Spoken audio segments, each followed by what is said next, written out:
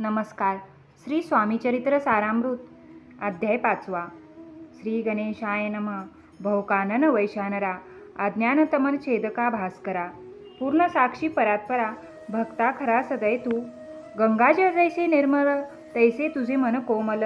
तुझसी स्तविता प्रेमळ स्तवळ त्याते पावसी. विशेष गंगाजळाहुनी आपुले असे महिमान. पापताप आणि दैन्य तुमच्या स्मरणे निवरती. स्वामी चरित्र कराया श्रवण श्रोते बैसले सावधान. प्रसंगाहुनी प्रसंगपूर्ण रसभरीत पुढे पुढे.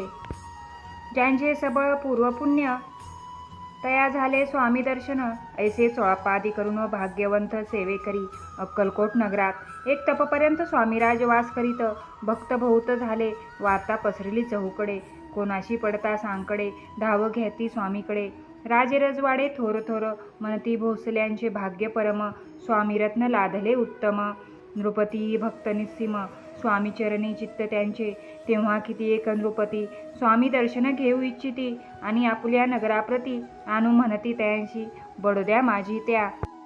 अवसरी मल्हारराव राजाधिकारी एकदा तयांचे अंतरी.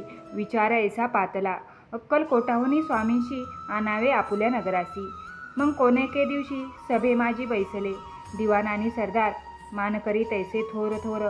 बैसले असता समग्र बोले नृपवर तयांप्रती. कोणी जाऊनी अक्कलकोटासी येथे आणील स्वामींशी. तरी आम्ही तयाशी इनाम देऊ बहुत. त्याचा राखू सन्मान लागेल तितके देऊ धन. ही वटपुरी वैकुंठ भुवन वस्ता स्वामी होईल. कार्य जाणूनी कठीण कोणी न बोलती वचन. कोणा एका लागून गोष्ट मान्य करवेना.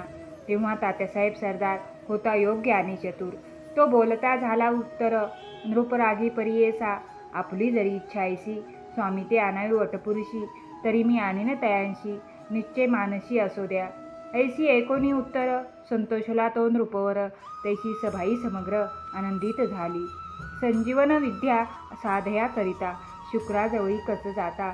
देवी सन्मानीला होता बहुत आनंदे करून नृपती सह सकळ जने. त्या परी तात्यांशी सन्माने गौरवनी मधुर वचने. यशस्वी हो म्हणती तया बहुत धन देती नृपती. सेवक दिदले सांगाती जावया अक्कलकोटाप्रती. आज्ञा दिली तात्या ते. तात्यासाहेब निघाले सत्वर अक्कलकोटी आले. नगर पाहुणी संतोषले जे केवळ वैकुंठ पाहुणी स्वामींची दिव्य मूर्ती आनंदित झाले चित्ती. तेथील जनांची पाहुणी भक्ती धन्य म्हणती तयांते अक्कलकोटांचे नृपती. स्वामी चरणी त्यांची भक्ती राजघराण्यातील युवती त्याही करीती स्वामी सेवा. आणि सर्व नागरिक तेही झाले स्वामी सेवक. त्यात वरिष्ठ चोळाप्पाधिक सेवेकरी निस्सीम. ऐसे पाहुणी तात्यांशी विचार पडला मानसी. या नगरातून स्वामींशी कैसे नेऊ आपण. अक्कलकोटाचे सकल जन स्वामी भक्त झाले पूर्ण. स्वामीचीही मन रमून गेले असे त्या ठाया. प्रयत्नाती परमेश्वर प्रयत्न कार्य होय सत्वर. लढवून युक्ती थोर कार्य आपण साधावे. असा मनी विचार करूनी कार्य आरंभिले तात्यांनी. संतुष्ट राहावे सेवकजनी ऐसे सदा करिताती. करोनी नाना पक्वाने करीती ब्राह्मण भोजने. दिदली बहुसाल दाने याच कथने तृप्त केले. स्वामीची या पूजेप्रती नाना द्रव्य समर्पिती. जेणे सेवेकरी संतुष्ट होती ऐसी करीती सर्वदा. प्रसन्न व्हावे भक्त वत्सले कार्य साधावे आपुले. म्हणून नाना उपाय केले द्रव्य वेचिले तात्यांनी. ऐशी आणि काही न झाले केले तितुके व्यर्थ गेले. तात्या मनी खिन्न झाले विचार पडला तयांशी. मग लढविली एक युक्ती. एकांती गाठून चोळाप्पाप्रती त्याज लागी विनंती करीती. बुद्धिवाद सांगती त्या जरी तुम्ही समर्थांशी घेऊन याल बडोद्याशी. मग मल्हारराव आदरेसी इनाम देतील तुम्हा ते. मान राहिले दरबारी आणि देतील जहांगिरी. ऐसी नाना प्रकारे चोळाप्पा ते सांगितले. द्रव्येन सर्व वशा चोळाप्पाशी लागली आशा. तयाच्या अंतरी बरवसा जहागिरीचा बहुसाल. मग कोणेके दिवशी करीत असता स्वामी सेवेसी यतिराज तया समयाशी आनंद वृत्ती बैसले. चोळाप्पाने करजोडणी विनंती केली मधुर वचनी. कृपाळी होऊन समर्थांशी बडोद्याप्रती चलावे. तेने माझे कल्याण मिळेल मला बहुत धन.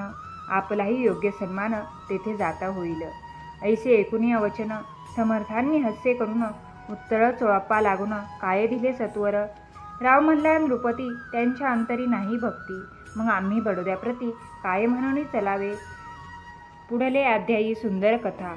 पावन होय श्रोता वक्ता श्री स्वामीराज वद्विता निमित्त विष्णुदास असे. इति श्री स्वामी चरित्र सारामृत नाना प्राकृत कथा समंत. सदा ऐकोत भाविक भक्त पंचमदशाध्याय गोडहा. श्रेयस्तु शुभम भवतु. धन्यवाद.